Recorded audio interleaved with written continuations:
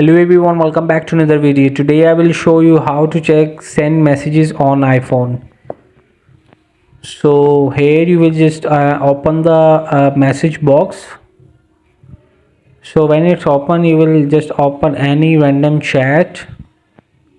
So here I will just open a message, and here you will see the top is the iMessage and the green one is the text message where that network carriers.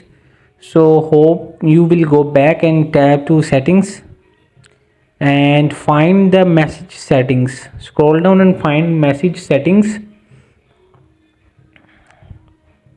So from here you will see, just turn it on iMessage and it will be waiting for activation.